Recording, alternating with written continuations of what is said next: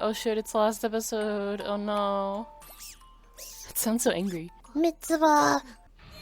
No! Look at that poor fucking puppy. Hey, you remember when you cried? You remember when you cried again? You remember when you cried and you just kept fucking crying and you just cried in never-ending waterfall of tears? You remember when you cried? Sploosh. Shut the fuck up. Look at my eyeshadow. Fuck. Chapter 64. Oh, she made him? Or is he undoing them? I'm dumb. Oh, they're doing her hair. That's so cute.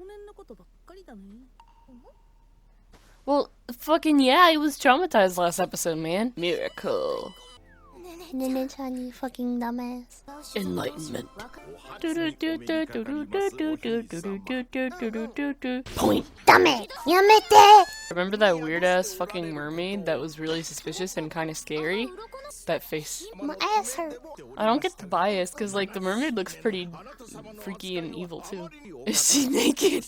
It's such a cute container, though. How'd they make it? It's like as much liquid as a shot glass. Underage drinking is bad, Mr. Pufferfish. When this was in the manga again, this was after the whole donuts thing happened, like where Tsukasa showed up on the roof, and then Hanako pinned her down because he was having flashbacks. And then that was the moment where the fish were like, hey, join us. And she had this whole thing called into question because she didn't know a lot of baggage about Hanako. And it was kind of like used as like a little like supplementary to that arc. You know, her kind of going like, I don't know much about him and his backstory and choosing to stay with him. But with this, it's like, oh, he's a tad jealous because she's focusing on traumatized Ko after Hell of Mirrors. And now she's questioning her whole relationship with him? Simp! Simp! Simp! Simp! Simp! Chapter 64, bro. Fuck! I'm baby. Raise your hand. I said raise your hand if you have for Tsuchikomori. Smoking is bad! Okay, it kind of looks cute on her as a necklace. Not gonna lie. Man, if we're getting more Tsuchikomori screen time, can we get those extra legs? Fuck you! Hey man, that anglerfish looking kinda hot though. I don't get how they like asked her for an answer, you know? They're like, oh, like, we'll await your response, we'll let you choose. And then they fucking drag her down anyways. The fuck? You only wanted me for my fish form! Why is he so big now? Was that Sakurai Takahiro? Is that yellowfish Sakurai Takahiro? What the fuck? Mote mote? Like, its specific placement is the best it can get, you know what I mean? Like, its specific placement after the donuts thing is probably the best thing about it, because it's a supplementary to the fucking Tsukasa introduction and the unknown lore about Hanako, but like, putting it after here kind of just ruins the whole thing. And the fact that like, Yashiro had a choice but then didn't have a choice, but then had like a weird choice based on just her wanting to be popular, and then Hanako just taking that choice away from her again, like, I don't know, man. I don't remember there being a fucking body of water here. There about to be dead bodies if you don't go away. I wanted to be a fish, but I was too shy. See, like, why would they adapt it like that, you know? Why would he say, oh, I had a little brother? It's kind of obvious that he did now. Oh, I have a pinky. Let's put it together. Clockkeepers! How is he allowed to make announcements? People wouldn't be able to hear him, right? Mitsuba! Alright, so they're gonna do the fucking Mitsuba doesn't belong arc, or the fucking Clockkeepers? Because they showed the Clockkeeper silhouettes, but they're doing this. Which arc are they gonna do next? Hold on. Okay, that just... I guess they're, like, replacing the fucking pufferfish thing, but, like... Why didn't they do the Little Peak thing? That's, like, the one thing everyone remembers Little Mermaid arc for. I'm just disappointed that they didn't fucking put the Little Peak scene. I'm gonna put the manga pages on the screen right now for anyone that's anime only and hasn't seen it. Basically, after the fucking encounter on the roof happens in episode 7, with Tsukasa being all ominous and the donuts falling and stuff like that, after that we see like a little glimpse of the like fish, like the splashing. And then it goes into all this like Little Mermaid stuff because Nene doesn't understand all this like Hanako lore that was just shown with the whole Tsukasa showing up ominously thing. And then, you know, questioning happens, and then it ends with that scene with the tree where he's like, oh yeah, I had a little brother. Then it cuts to the whole scene that they had in the anime where afterwards it shows the broadcasting room and Tsukasa like runs up to Sakura, is like Tadaima and fucking like hugs her, and then she's like, what are you doing? And Natsuhiko's losing his shit. So the pufferfish are basically like, oh, if we use this scary looking Tsukasa guy, then we can scare Hanako off and get Neda to come and be a fish with us. Tsukasa notices them and he's like, fish! And he wants to see what the inside of a fish looks like, just out of random curiosity. And so he takes a pufferfish, and he takes a pen, and Sakura's like, don't do it, bitch. And he's like, I'ma do it, I'ma take just a little peek at this pufferfish, and fucking stabs it. And she's like, oh my god. And it's like basically meant to like, sort of, give you kind of like a mysterious introduction to Tsukasa, like kind of building off of the whole Donut's roof scene, because he was just introduced as like a, creepy like silhouette thing, like the crane, all the stuff that happened, and he freaked him out. And then after the Little Mermaid arc, he comes to the broadcasting room, and you see that he's part of the broadcasting thing, and he fucking stabs the pufferfish to show you that, hey, this bitch scary, fucking unbridled curiosity, he's unhinged, fucking stabs a fish just because he wants to for the shits and giggles. It's just weird, because, Yashiro questioning whether to be with Hanako instead of being, like, I don't know the lore about him and I'm kind of scared of all this, like, Tsukasa stuff that it was in the manga at the time, is now just, oh, Hanako's a tad jealous because I'm worried about traumatized Ko. And, it's kind of shitty of him to do that, I guess. And it's a really flimsy reason, And, having him go like, oh, I had a little brother. No shit. We saw him in Hell of Mirrors.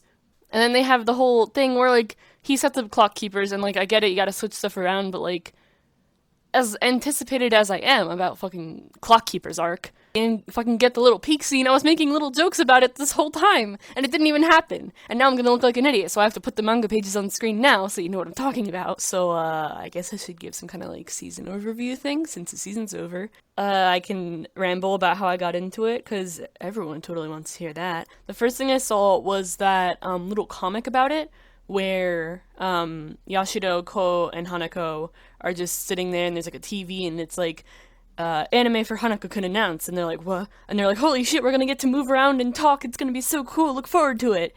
And I was like, this art style's cute, like, I especially like the reaction face right here, they're all so cute.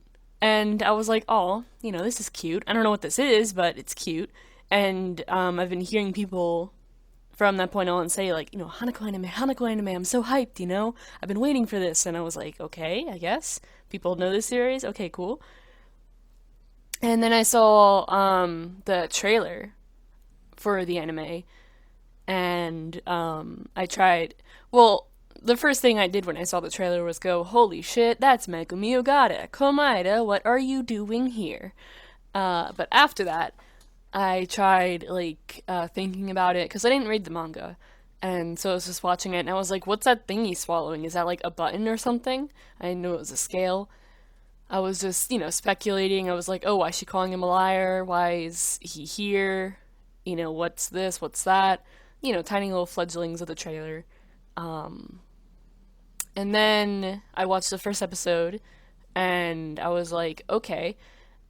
If I'm gonna be honest, the mermaid part at the end of the first episode, when I first watched it, it left kind of a bad taste in my mouth, because, it, like, kind of gave me, like, deja vu from, other manga and anime I'd seen before, where, female protagonist, supernatural kind of setting, she has, like, a ghost boyfriend, and then, first episode, ghost boyfriend saves her from the spooky, scary spirit thing that shows up to hurt her, and I was like, I'd seen this before, and I thought that it was gonna be some kind of, like, typical shoujo thing, like, I don't know how, but at some point, it was like when I was first getting into anime, I somehow got my hands on, like, this one manga. It was not appropriate. It was about a fucking, like, how I told you about, like, the whole, like, shoujo setup, girl protagonist.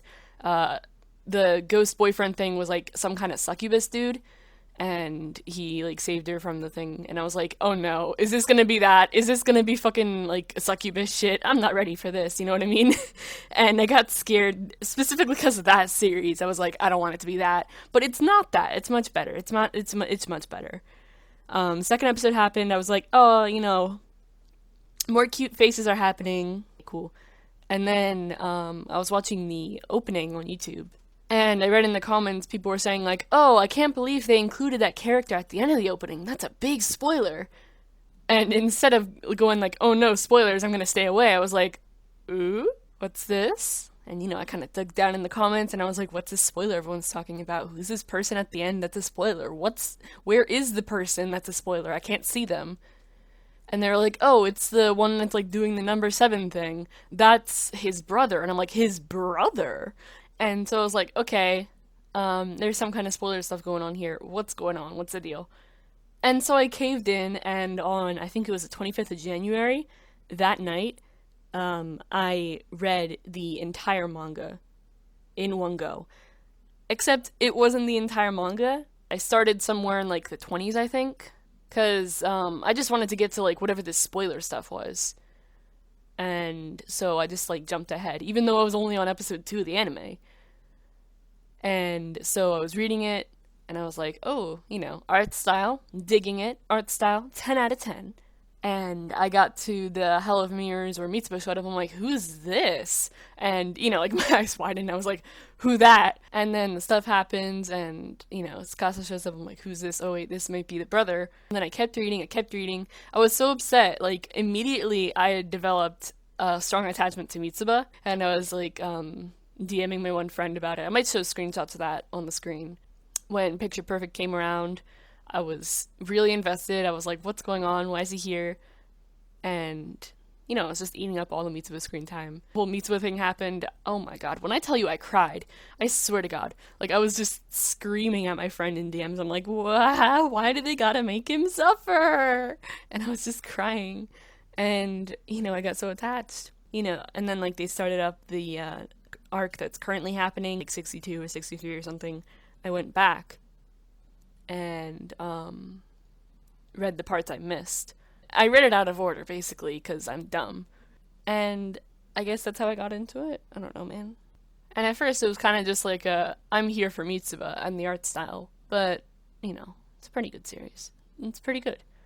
The anime is like jumping around a bit, and I think this episode is probably the worst example of it jumping around now. Although I can understand, like, you know, the reasoning why, like, it can be, you know, recap potential, and they, like, put the whole, foreshadowing to Clock Keepers and Mitsuba Doesn't Belong arc.